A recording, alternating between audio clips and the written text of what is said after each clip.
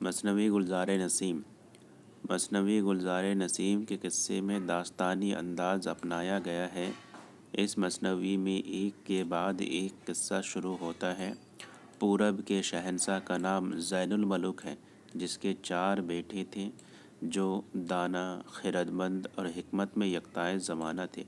ان چاروں بیٹے کے بعد ان کا 5واں بیٹا یعنی تاج الملوک اس دنیا میں آیا، جس کی پیدائش سے قبل نجومیوں نے پیشن گوئی کی تھی کہ بادشاہ اسے دیکھے گا تو اس کی بینائی جاتی رہے گی، یعنی بادشاہ اگر اسے دیکھے گا تو اس کی آنکھوں کی روشنی چلی جائے گی، اس لیے بادشاہ کی نظروں سے دور اس کی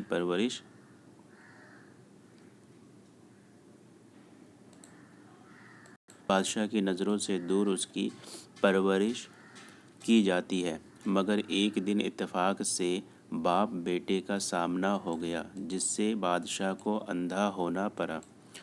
اس جرم میں کہ بادشاہ کی آنکھ اس کے سب سے چھوٹے بیٹے کو دیکھنے پر چلی گئی، شہزادے تاج الملوک کو ملک بدر کر دیا گیا۔ حکیم نے بتایا کہ باغ ارم میں ایک حوض ہے، اس میں بقاولی نام کا ایک پھول ہے، اس سے بینائی واپس آ جائے گی۔ چاروں شہزادے پھول کی تلاش میں نکل پڑتے ہیں۔ شہزادہ بھی ساتھ ہو لیتا ہے۔ راستے میں دلبر بیسوا کا ایک محل ہے، وہ لوگوں کے ساتھ فریب کرتی ہے، ان کے ساتھ جوا کھیلتی ہے اور بے ایمانی سے انہیں ہرا کر ان کے سب کچھ چھین لیتی ہے۔ چاروں شہزادے بھی اس کے فریب میں پھنس کر اپنا مال گنوا بیٹھتے ہیں۔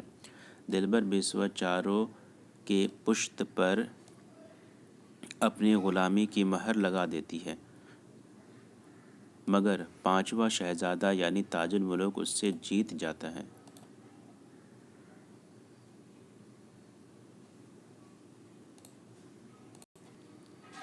شہزادہ تاج الملوک آگے بڑھتا ہے تو ایک دیو سے اس کا سامنا ہوتا ہے، لیکن وہ اپنی حلوے کی ترتیب سے اسے رام کر لیتا ہے۔ دیو اسے اپنی بہن حاملہ دیونی کے پاس بھیج دیتا ہے۔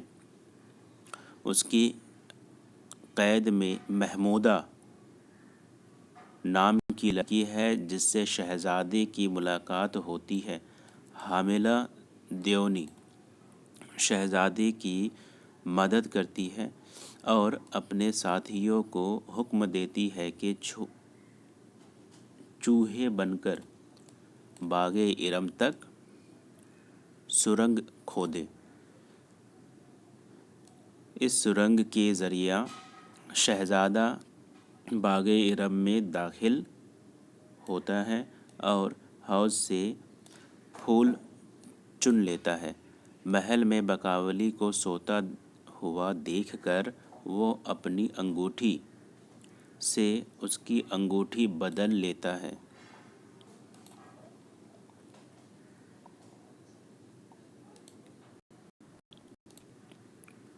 واپسی میں دلبر بیسوا اور محمودہ کو بھی اپنے ساتھ لے لیتا ہے۔ راستے میں بقاولی کو ایک اندھے پر آزمایا جاتا ہے۔ پھر راستے میں ہی تاج الملوک کے بھائی پھول چھین لیتے ہیں، یعنی تاج الملوک کے چاروں بھائی اس سے فریب کر کے پھول چھین لیتے ہیں۔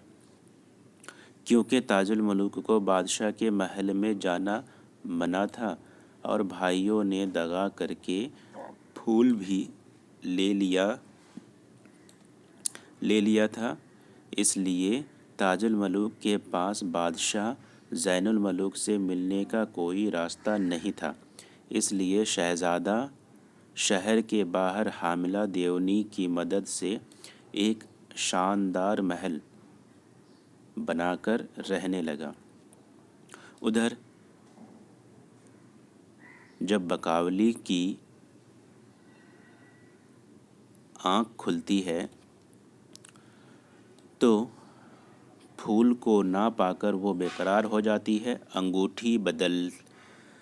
انگوٹھی بدلی ہوئی دیکھ کر غصے سے بے قابو ہو جاتی ہے۔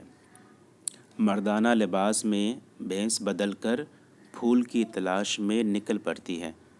بادشاہ زین الملوک اسے اپنا وزیر بنا لیتا ہے۔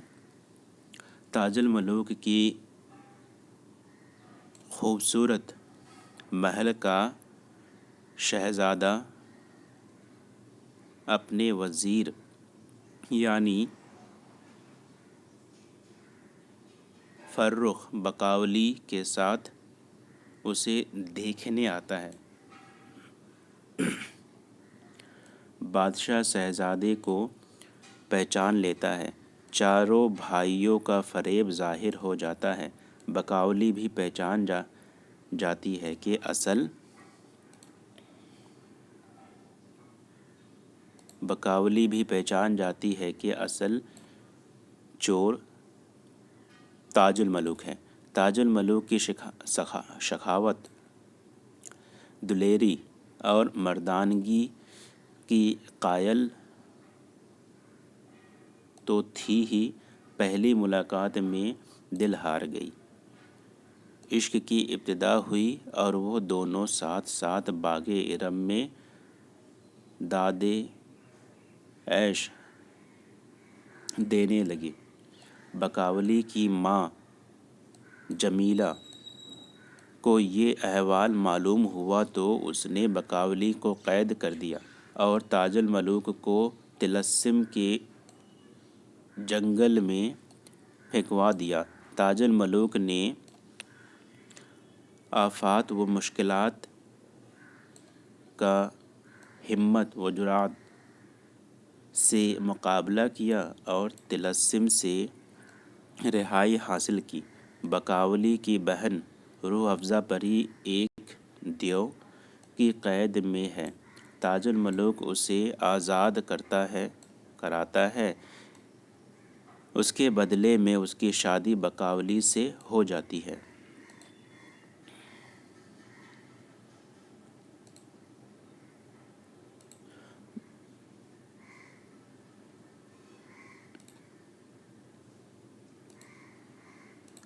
بقاولی کی شادی کی خبر سن کر راجہ اندر آگ بگولا ہو جاتا ہے۔ در حقیقت بقاولی اندر لوک کی پری تھی۔ اسے حکم دیا گیا تھا کہ ہر روز رات میں بقاولی اس کی سبھا کی حاضری دے گی۔ اس سے پہلے روز اسے جلایا جائے گا۔ تاج الملوک کو جب اس بات کا علم ہوتا ہے تو وہ بھی پکھاوج بن کر بقاولی کے ساتھ ہو جاتا ہے۔ ایک بار راجہ اندر بقاولی سے خوش ہو جاتا ہے اور کہتا ہے جو مانگنا ہے مانگ لو۔ بقاولی اسی پکھاوج کو مانگ لیتی ہے۔ راجہ اندر کو جب پکھاوج کے بارے میں معلوم ہوتا ہے تو وہ شراپ دیتا ہے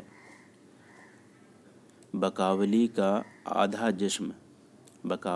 آدھا جسم پتھر کا ہو جائے اور آدھا پری کا ہی رہے، اور اسی حالت میں وہ خاک میں مل جائے۔ 12 برس بعد آدمی کی اور اس کے 12 برس بعد پری کی صورت ملے۔ شراپ دینے کے بعد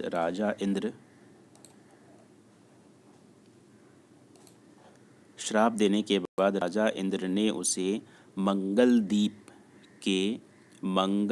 کے مٹھ میں قید کر دیا۔ اس کے بعد راجہ چتراسین کی بیٹی چتراوت تاج الملوک پر عاشق ہو جاتی ہے، لیکن شہزادے کو اس کی کوئی پرواہ نہیں ہوتی۔ آخر کار شہزادہ بھی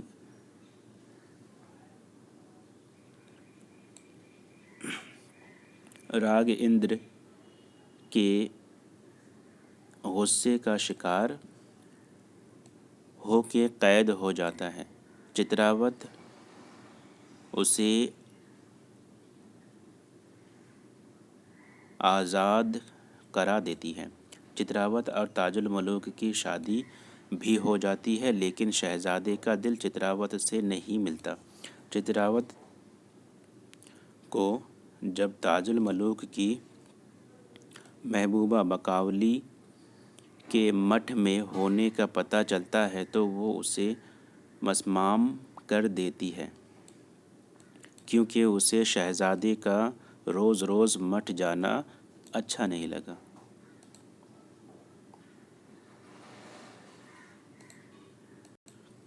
مٹھ مسمار ہونے کے بعد کسان اسے صاف کر کے سرسوں بو دیتے ہیں، جس کے تیل سے ایک کسان کی بیوی کے حمل رہ گیا۔ ایک کسان کی بیوی کے حمل رہ گیا اور پھر اس کسان کے گھر میں ایک خوبصورت بیٹی پیدا ہوتی ہے۔ شہزادہ تاج الملوک دیکھ کر پہچان جاتا ہے کہ یہی بقاولی ہے۔ 12 برس کے بعد وہ کسان کی بیٹی پری کی شکل اختیار کر لیتی ہے۔